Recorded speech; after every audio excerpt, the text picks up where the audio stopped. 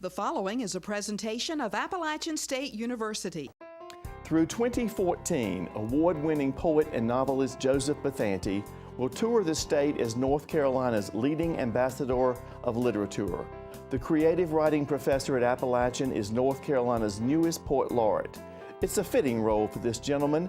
For the past 35 years, Joseph Bathanti has helped people find their voice through writing, from prison inmates to college students to combat veterans. We will meet this advocate for literacy coming up on Appalachian Perspective.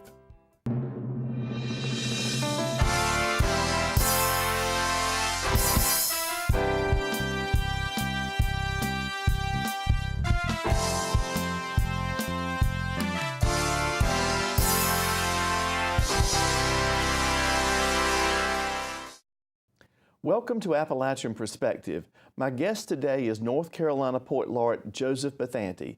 Welcome, Joseph. It's great to have you on the show and great to have you part of Appalachian State. My pleasure to be here, Chancellor. Well, thank you. Tell me, did you ever see this coming? I mean, you came to Appalachian in 2001. Did you ever, in your wildest of thoughts, think, maybe one day? One aspires to those kinds of things, but it's often things that happen to other people. But I should point out that the very last round of Poet Laureate nominations, I was actually nominated, and I was a finalist, so I thought that I had a crack at it. But even so, it's such a talented pool of writers that you're competing against, all good friends and colleagues of mine, so it was still thoroughly unbelievable when I got the call that the governor had selected me. You are the 7th state Poet Laureate, is that correct? Yes, sir. Okay. What happened when you found out at that moment? What did you think? Did you party? What did you do? It's interesting because I got an answering machine, my cell phone voicemail. There was a message from David Patorti, who was the literature director at the North Carolina Arts Council. And David didn't come right out and say, "You got it." What he said was, he said, "Give me a ring." And then he said, "Ah, how auspicious, it's Friday the 13th, because it was July 13th. And I took that auspicious to mean good auspicious, not that he was saying, "Ha, ha, ha, you didn't get it." Yeah. So I called David back, and as he said, "Yes, it's for real, you may celebrate." It was really late in the evening. I was with my wife, Joan. We were visiting in Atlanta, and I went home, and my whole family was there, and Joan made the announcement, and everybody hooped and hollered. It was just, it's just a terrific feeling to surface out of that pool, and such an honor, especially because that pool of North Carolina writers is so very distinguished. How has life changed since that call, since that moment you found out? As much as anything, Chancellor, it's changed because, well, my inbox became suddenly unmanageable. I'm asked to do things all over the state and sometimes outside the state. On a more practical level, the kinds of hours I spend working, answering correspondence, just dealing with it, and also my responsibilities here at the university, et cetera, it's become exponentially increased. I drive a lot of miles now, so I'm on the road, gosh, I'm on the road just about 5 days a week, I'll bet, and I would say 3 out of those 5 days I'm sleeping in a hotel bed. So, so life has changed dramatically. Any special places you've been, any moments you would say this was a special time? I have a number of special times, I think. I'm thinking to one of my very earliest visits. It was in Cumberland County in Fayetteville, a place called Howard Hall Elementary School. And I walked into the school and there was jazz playing. And I thought, wow, what's going on here? And I looked to my left and there was a picture of Count Basie. And just then a very dynamic woman named Mulata Hill, the principal, rushed toward me to welcome me and explained that Count Basie was the jazz artist of the week and that every week she showcases the work of a different jazz artist for her kids. And I say that because I've gone into a number of elementary schools all over the state where really terrific things are happening we hear an awful lot about where terrific things are not happening. And in some cases that's so too, but there are a lot of dedicated educators in the trenches doing really significant work. Most recently, and I know you're from Rocky Mount, I visited Nash and Edgecombe counties and had a fascinating time there. I went to Fountain Correctional Center for Women and was in front of about 200 women talking about creative writing, doing a reading of my work, and I'm going to be invited back to actually do some creative writing workshops with those women. But also in touring and being in these little towns, big towns, little town, medium towns, the character of the people is just fascinating, and the kind of history that one is immersed in. For instance, just in Rocky Mount, of course, I saw the historical marker for Thelonious Monk, who was born there, and walked along Thelonious Monk Plaza. I found out that Jim Thorpe, the great Native American athlete, played his very first baseball game, his first professional baseball game in Rocky Mount. And I also visited the house where Jack Kerouac stayed when he lived there for a while with his sister, and parts of what he was writing then showed up in his novel Dharma Bum. So that's not the exception but the rule. I feel like every little place I go into, the people and the history and the poetry inherent to that place comes out in wonderful ways that enriches me. I feel like I'm getting way more out of this experience than I'm giving. Shortly after you were recognized and received this well-deserved honor, you were invited and you delivered the commencement address at Appalachian State. And you read a poem by Robert Frost, a classic, The Road Not Taken. I think a lot were surprised by that. What was the message that you were trying to convey to the young people that day? I chose that poem, Chancellor, because it's one of those poems that travels with me and has always traveled with me. And I've always been intrigued by it because it's about the road not taken, not the road taken. And there are lines in it like way leads on to way, which I think perfectly exemplifies one's life. Way does lead on to way. The path is not always clear. We don't have fixed destinations. And then at the end, Frost says, and that has made all the difference. But he doesn't tell us what the difference is. Folks tend to believe that that difference was the right difference, but it could have been the wrong difference. I chose that poem because I wanted our young people, our graduates, to be aware that way will lead on to way, and that they'll have opportunities to make choices, and they should consider all the options. That I would hate for them to think after they get this fabulous education here, in which they really are trained to do specific things, but the way life opens up opportunities to you as a result of that initial education, I just wanted them to be aware that their life hadn't been decided for them at that moment at age 21. It was opening up, and that road was going to fork again and again and again. And those options should be savored. Share a little bit about the path, the road that you did take. You started, I believe, in Pittsburgh. Yes, sir. And you had experience as a Vista volunteer and then became a college professor and now North Carolina Poet Laureate. Things along the way that you saw, things that shaped you to be prepared for this. And I think maybe I'm a poster child for that kid who is open to chance. I allowed way to lead on to way, or just allowed a certain amount of, if this makes sense, calculated random to move me. I grew up in Pittsburgh in a very provincial Italian-American neighborhood. All of my grandparents were immigrants. My dad was a steelworker. My mother was a seamstress. I graduated from the University of Pittsburgh with degrees in English literature. I went there for undergrad and graduate school. And then, as I like to say, once I got out of graduate school, I was freshly 23. The list of what I didn't want to do was prodigious. though I did not know what I wanted to do. I applied to become a VISTA volunteer. Another case of random, I was just arbitrarily thrown into the prison system to teach and work among North Carolina prisoners. I had never taught. I knew zero about custody in prisons, etc. But as you know, one learns. So this entire rich life opened up to me, not just the world of prison inmates, but their stories, which was feeding my fledgling writing. I also came to live in the South, which I've come to just love. I like to say that Pittsburgh's my beloved hometown, but North Carolina's my beloved home state.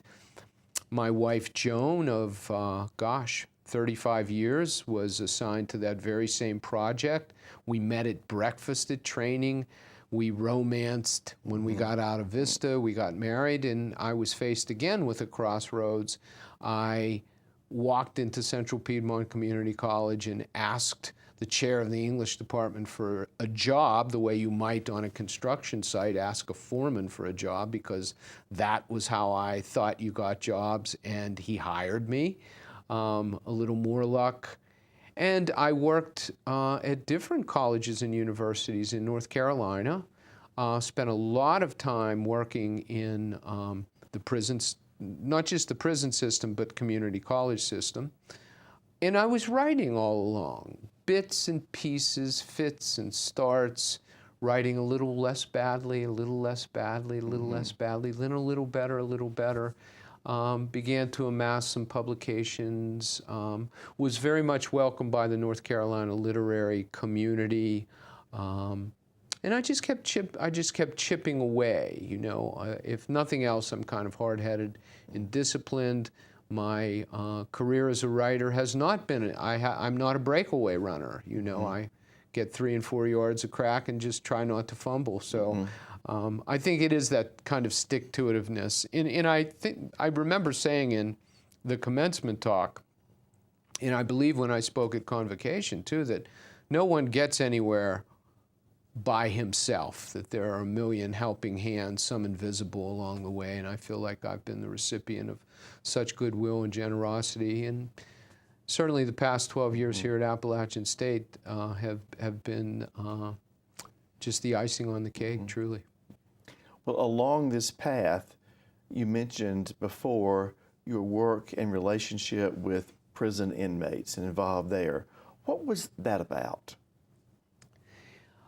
We like to say that ignorance is bliss, Chancellor, and I think that there's a lot of valence in that statement. Once I knew that world was out there, and now that I know about it, that world that I was protected from, the world of, I don't know, homeless people, prisoners, battered women, the poor, the disenfranchised, the marginalized, you name it. Now that I know about it and have experience with it, I feel called to continue that work. I think especially among prison inmates. You know, it's a world that no one has any real reason to know much about, unless you're a criminologist or unless you do time, God forbid, or if one of your relatives ends up incarcerated. So because I now have this specialized knowledge about it, and also believe very sincerely in the power of creative writing, in reading, in literacy, and just the humanities to launch people's lives into the next layer of, I don't know, expression, self-awareness, that I can't not work with them. Although I don't want to pass myself off as this Mother Teresa-like person, yeah. but everyone does his or her part, I think. Do you read their work? What do you do? I mean, you ask them to write something that's creative, a story, poetry, and then is that your role? Is that what Yeah, usually, Chancellor, I will start out just in a very low-key way, not that much different than if the first day I walk into a creative writing classroom on campus, get to know them, start to talk about stories, the value of narrative, ask them to begin to use their language and to go a little deeper into memory and autobiography.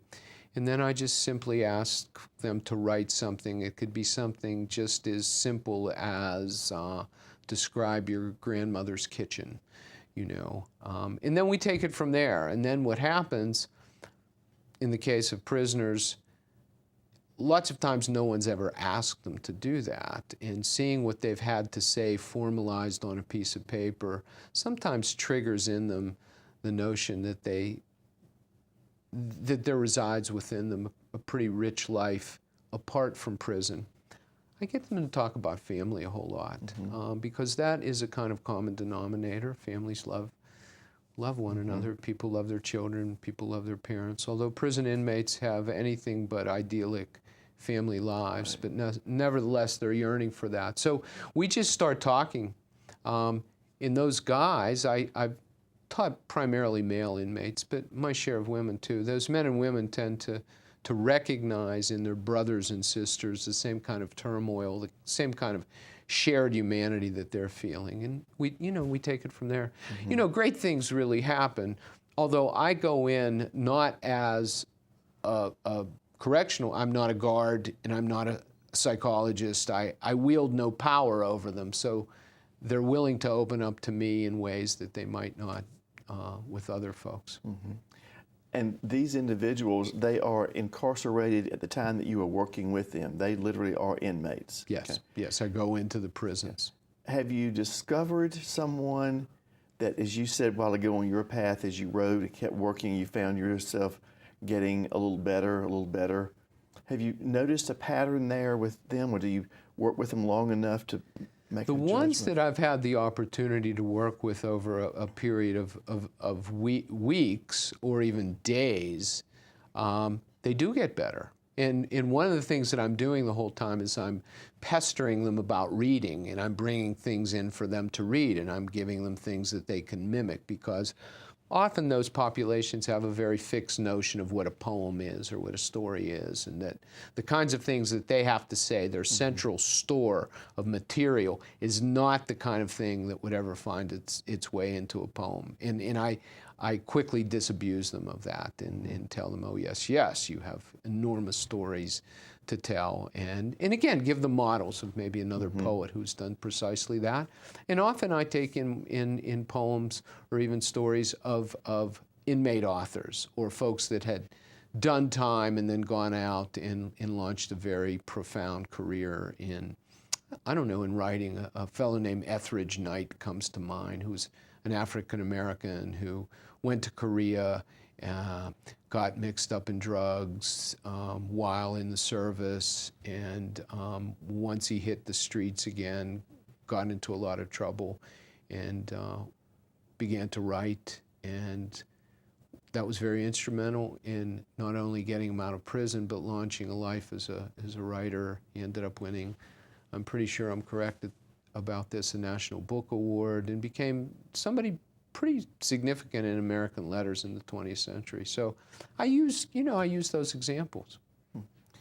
Do you approach working with the veterans in the same manner, or do you have is it different with them? And this is new for me, Chancellor. This is different kind of ground for me, because I have never really, I have no decided experience working with veterans, although I have a heck of a lot more now than I had August 30th when I was announced as the Poet Laureate. I go in, and what I try to do is not instantly get them to write about military life or combat, but to just begin to get them to talk about their lives apart from the military, because often military people that's not their entire life too. And I think there has to be a certain amount of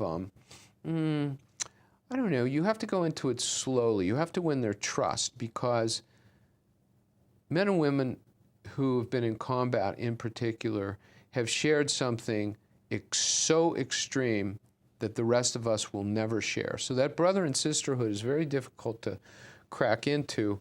Less than 1% of our population has ever been in the military, much less been in combat. So it can be a very closed and clannish group of people to deal with. So I go in with terrific respect and assess whatever group I'm in front of. In January, I was at Walter Reed up in Bethesda, Maryland, and did a workshop and reading of my work in front of a number of nurses, physicians, support staff, soldiers, wounded warriors, a pretty broad smorgasbord of people there at Walter Reed. And it was a completely humbling and amazing experience. And the kinds of things that people wrote there were just completely mind-blowing and very candid.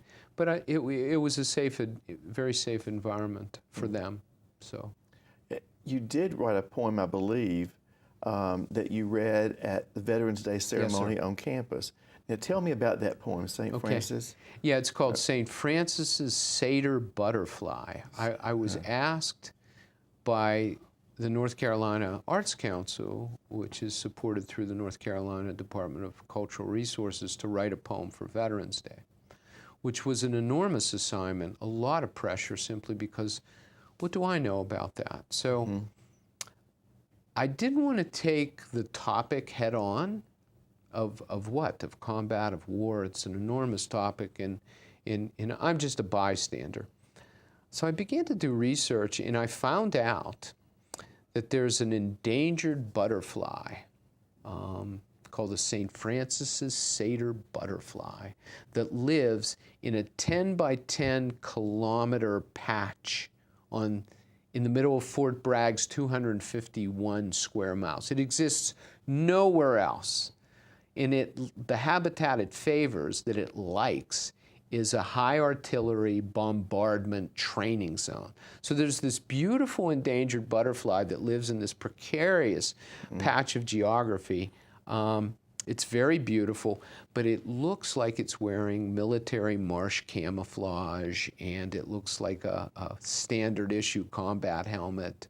And it's named after St. Francis of Assisi, too, who was a mystic and a soldier who turned mystic and was also a POW. So I fooled around with that and wrote a poem about a butterfly rather than war per se, but it, I think, exemplifies the military life and the kind of valor and the fragility of being a soldier in ways that maybe I wouldn't have been able to catch if I had talked about something I knew absolutely nothing about. Your newest book, or I think it is, Sonnets of the Cross. Yes, sir. Talk about that a little bit. I grew up very Orthodox Catholic, Italian Catholic in Pittsburgh, as I think I might have mentioned. I was an altar boy. I was a choir boy. I went to church. Gosh, we went to 8 o'clock Mass before class every day. And I think, I know that the liturgy, the high solemnity, the sound, the vestments, all of that swirling pomp very much influenced me as a kid, and certainly influenced me as a writer. In around Catholic churches, around the nave of the church, are something called Stations of the Cross that commemorate the last minutes, the last hours actually, of Jesus's life. And pilgrims back in the early centuries, I think it might have begun in the 3rd century, would actually go to the Holy Land and trace the way of the cross, follow the footsteps of Jesus. And there are 14 of them. And so I wrote 14 sonnets that basically mimic the 14 stations of the cross. And I used the Shakespearean sonnet to do that because I felt like I needed the form to contain me. 14 lines in a sonnet, 14 stations of the cross. And while they're very iconoclastic and unconventional, I like to think that the spirituality embodied in them is very devout. And some are set contemporarily. Well, before we wrap up, talk a little bit about your role as a faculty member here at Appalachian, the challenges that you see in teaching creative writing. And I can't tell you how impressed I am with my students. I come in here like my colleagues, Lynn Doyle, Susan Weinberg, Abigail DeWitt, Catherine Kirkpatrick, Derek Davidson, I hope I'm not leaving names out, brilliant teachers, all committed to the students, committed to the Visiting Writer Series. I see their work, and I know that I wasn't even this close to being as good as they were when I was their age.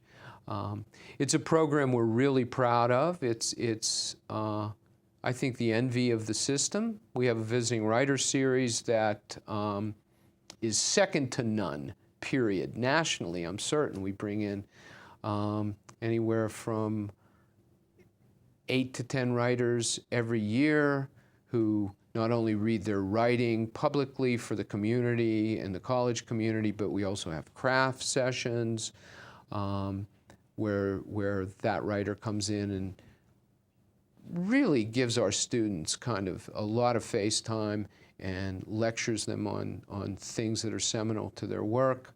We have the Rivers Coffee Distinguished Professorship of Creative Writing. For 8 weeks every year, we bring in a writer of national, international renown. We have 2 scholarship opportunities for our students. So, you know, we like to think of ourselves as a very vibrant part of campus, bringing the arts and the humanities to the fore, a vibrant part of the English department too, and we enjoy terrific support from our colleagues in English. So the challenges, you know, the challenges are always to grow the program, right. Certainly. Continue to attract kids into the creative writing concentration, to grow the major, to keep the Visiting Writer Series just alive and well and funded, not unlike your constant role is to just kind of ensure ongoingness and, you know, the proper funding to do the job as well as we can. But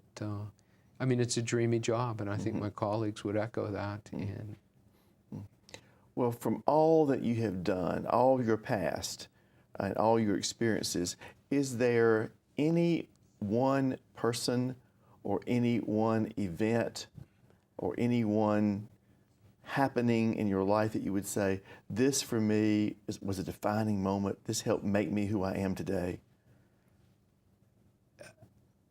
I will say this, Chancellor, because we were talking about marriage and wives before we were sitting in these chairs. I mentioned meeting my wife was the defining moment. I met her at the introductory breakfast for Vista in the room where the ballroom scene for Gone with the Wind was filmed, no less, at the Georgian Terrace Hotel.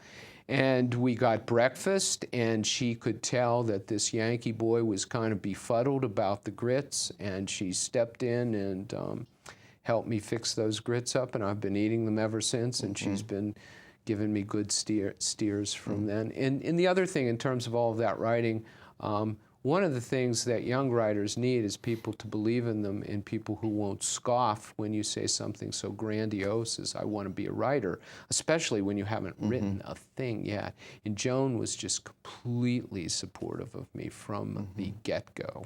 And that's why all those books are dedicated to her. I know her, I know of that wonderful relationship, but I do want to interject this one thing. I know that you are that defining moment. You are that defining person for many young people, you know, on this campus. I've been out in town to eat or different places. You find students that have to work, have their jobs, and you know, they'll say, what do you do? I'm an Appalachian. Your name comes up. Or I was in one restaurant shortly after you were named, and I mentioned the exciting news I'd learned that day. And that young man said, oh, he means so much to me. So that means everything to me. I say this, and I mean it. And I probably speak for every teacher on this campus. I love my students. It's hard, you know, it's hard not to. Right. Well, thank you for all that you do for Appalachian. Thank you for being a guest on the show today. And we are very proud of you. You've got a university 100% behind you. Thank you, Chancellor. I know that, and I'm proud of the university. Okay. Two roads diverged in the Yellow Wood, and sorry I could not travel both and be one traveler. Long I stood and looked down one as far as I could to where it bent in the undergrowth, then took the other as just as fair, and having perhaps the better claim because it was grassy and wanted wear.